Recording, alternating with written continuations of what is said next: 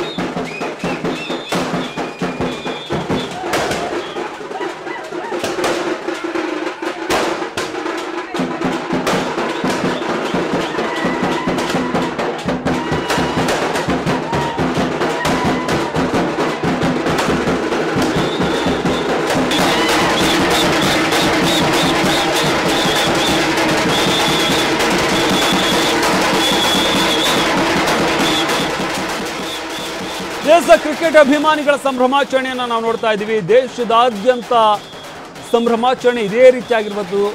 ರಾಜ್ಯದ ಬೇರೆ ಬೇರೆ ಜಿಲ್ಲೆಗಳಲ್ಲಿ ಯಾವ ರೀತಿಯಾಗಿ ಸಂಭ್ರಮಾಚರಣೆ ಇದೆ ಅನ್ನೋದನ್ನು ನಾವು ಗಮನಿಸ್ತಾ ಇದ್ದೀವಿ. ಇವತ್ತು ಭಾರತ ಚಾಂಪಿಯನ್ ಪಟ್ಟಕ್ಕೇರಿದೆ.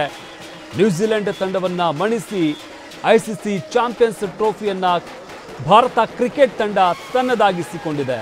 ಈ ಮುಖಾಂತರ 25 ವರ್ಷಗಳ ಹಿಂದಿನ ಒಂದು ಸೇಡನ್ನು ಕೂಡ ಭಾರತ ಈ ಮುಖಾಂತರ ತೀರಿಸಿರುವಂಥದ್ದು. ಅಂದರೆ 2000ನೇ ಇಸ್ವಿಯಲ್ಲಿ ಭಾರತ ನ್ಯೂಜಿಲೆಂಡ್ ಇದೇ ICC ಚಾಂಪಿಯನ್ಸ್ ಟ್ರೋಫಿಯಲ್ಲಿ ಮುಖಾಮುಖಿಯಾಗಿರುತ್ತೆ.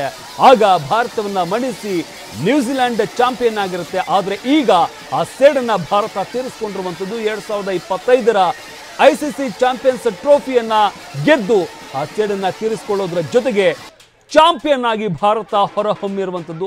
ಅದರಲ್ಲೂ ಕೂಡ ಪ್ರತಿಯೊಂದು ವಿಭಾಗದಲ್ಲಿ ಇಡೀ ಸೀರೀಸ್ ಅನ್ನ ನಾವು ಗಮನಿಸಬಹುದಾಗುತ್ತೆ. ಎಲ್ಲೂ ಕೂಡ ಭಾರತ ಒಂದು ಮ್ಯಾಚನ್ನು ಕೂಡ ಸೋತಿಲ್ಲ. ಎಲ್ಲ ಮ್ಯಾಚ್ಗಳನ್ನು ಗೆದ್ಕೊಂಡು ಬಂದಿರುವಂಥದ್ದು ಭಾರತ. ಇದ್ರ ಜೊತೆಗೆ ಇಡೀ ಸೀರೀಸ್ನಲ್ಲಿ ತನ್ನ ಸಾಮರ್ಥ್ಯ ಏನು ಅನ್ನೋದನ್ನು ಕೂಡ ತೋರಿಸ್ಕೊಂಡಿರುವಂಥದ್ದು. ಎಲ್ಲ ವಿಭಾಗದಲ್ಲೂ ಕೂಡ ಕೇವಲ ಬ್ಯಾಟಿಂಗ್ ಅಂತ ಹೇಳೋದಲ್ಲ, ಬ್ಯಾಟಿಂಗ್, ಬೌಲಿಂಗ್, ಫೀಲ್ಡಿಂಗ್ ಇರ್ಬೋದು, ಎಲ್ಲ ವಿಭಾಗಗಳಲ್ಲೂ ಕೂಡ ಭಾರತ ಒಂದು ಪರ್ಫೆಕ್ಟ್ ಆದಂಥ ಟೀಮ್ ಅನ್ನೋದನ್ನು ಸಾಬೀತು ಮಾಡಿದೆ ಈ ಮುಖಾಂತರ ಅಂತಲೇ ಹೇಳ್ಬೋದಾಗುತ್ತೆ. ಅದರಲ್ಲೂ ಕೂಡ ಇವತ್ತು ಫೈನಲ್ ಪಂದ್ಯದಲ್ಲಿ ನಾಯಕ ರೋಹಿತ್ ಶರ್ಮಾ ನಾಯಕನ ರೀತಿಯಲ್ಲೇ ಆಟವನ್ನು ಆಡಿರುವಂಥದ್ದು. ಪಂದ್ಯ ಶ್ರೇಷ್ಠವನ್ನ ಕೂಡ ಇವತ್ತಿನ ಪಂದ್ಯದಲ್ಲಿ ಅವರು ಗಳಿಸಿಕೊಂಡಿದ್ದಾರೆ. ಒಟ್ಟಾರೆಯಾಗಿ ಇಡೀ ಸೀರೀಸ್ನಲ್ಲಿ ಭಾರತ ಉತ್ತಮ ಪ್ರದರ್ಶನವನ್ನು ನೀಡಿರುವಂಥದ್ದು.